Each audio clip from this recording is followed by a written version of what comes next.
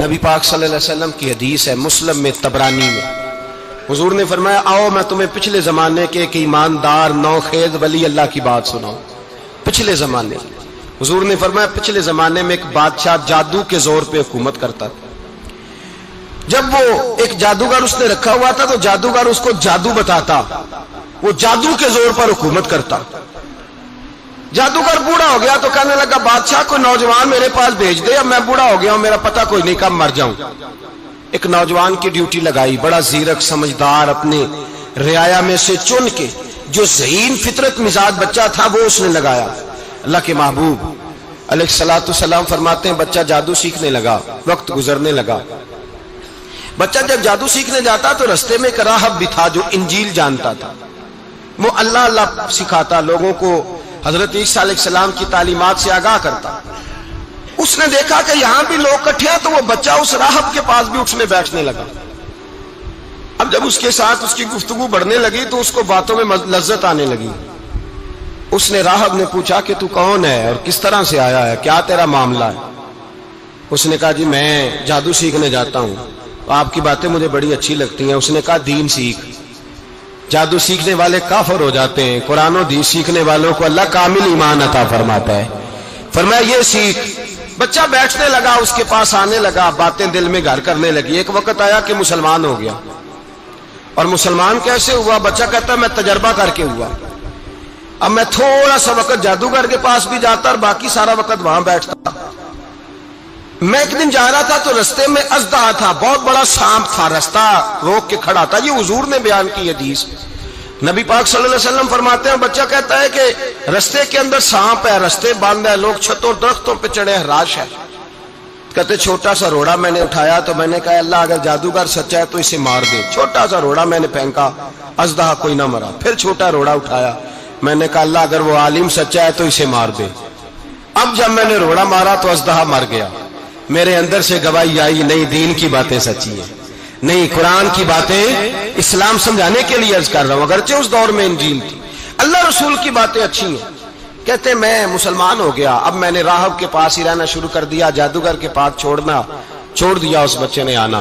بادشاہ پوچھتا کہاں زیادہ وقت گزارتے ہو تو وہ بات گول کر دیتا، وقت تیزی سے بڑھنے لگا۔ اللہ نے اس نوجوان میں طاقت پیدا کر دی، اب وہ اس کے اندر نا اللہ نے توانائی روحانیت پیدا کر دی، ابھی جوان ہے، 14-15 سال عمر ہے۔ اللہ نے اب جو بیمار بھی آتا وہ دعا کرتا تو اللہ صحت عطا کر دیتا، جو بھی آتا۔ بادشاہ کا ایک درباری تھا، بادشاہ کو پنکھا جلتا تھا، وہ اندھا ہو گیا، کوئی ایسی تکلیف آئی کہ نابینا ہو گیا، بڑے علاج کرائے شفا نہیں ہوئی۔ کسی نے اس بچے کا پتہ بتایا کانوں میں، اس کے پاس گیا تو بچہ کہنے لگا شفا تو ہو جائے گی پر کلمہ پڑھنا پڑے گا، مسلمان ہونا پڑے گا، جس پیغمبر کا میں غلام ہوں تجھے بھی بننا پڑے گا، دین پہ عمل کرنا پڑے گا، اللہ شفا دیتا ہے۔ اس نے کہا تو مجھے کلمہ پڑھا، مجھے شفا دے، میں تیار ہوں۔ اس نے کہا شفا تو اللہ دیتا ہے۔ اس نے اللہ تبارک و تعالیٰ کا ذکر کر کے دعا مانگی، یہ مسلم شریف میں حدیث ہے، طبرانی میں موجود ہے۔ اللہ نے اسے شفا دی، اس نے کلمہ پڑھنا شروع کر دیا۔ یہاں ایک نقطہ لکھا ہے ہمارے علماء نے، کہتے ہیں جب اللہ ولایت عطا کرتا ہے نا تو یہ سفید بالوں والے کا حصہ نہیں ہوتی۔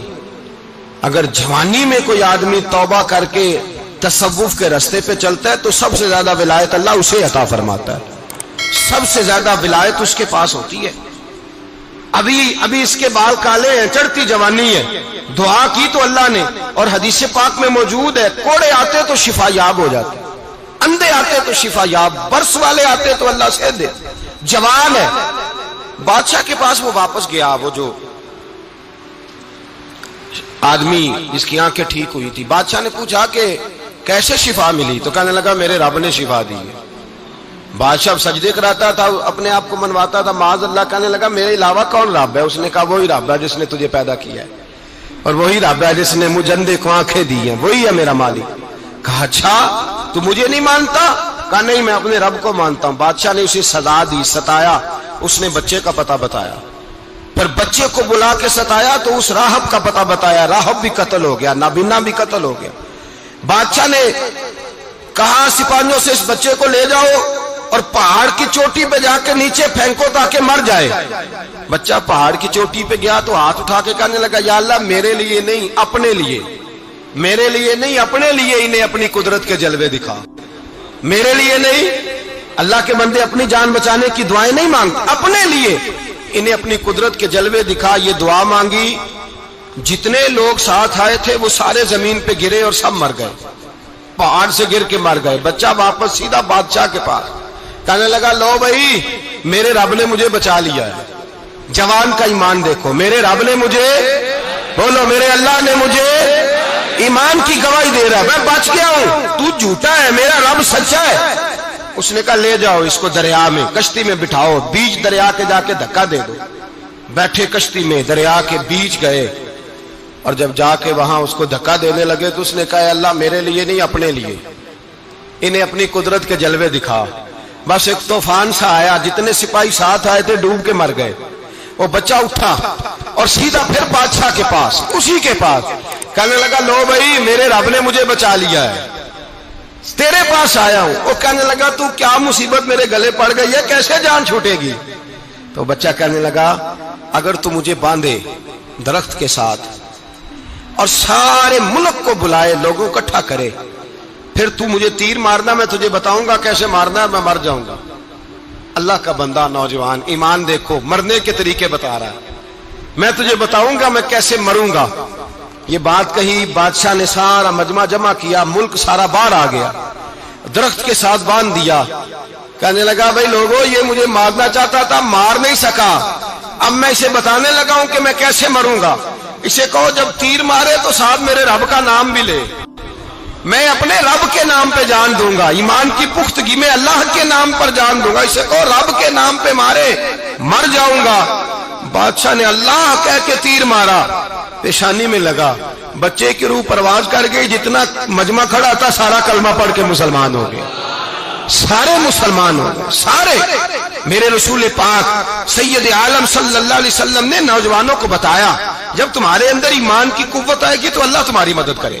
فرمایا وہ نوخیز ولی تھا، ابھی جوان رانا تھا، ابھی اس کی پیشانی پر جوانی کے آثار تھے، لیکن اس نے اللہ کو راضی کیا، رب کریم کو راضی.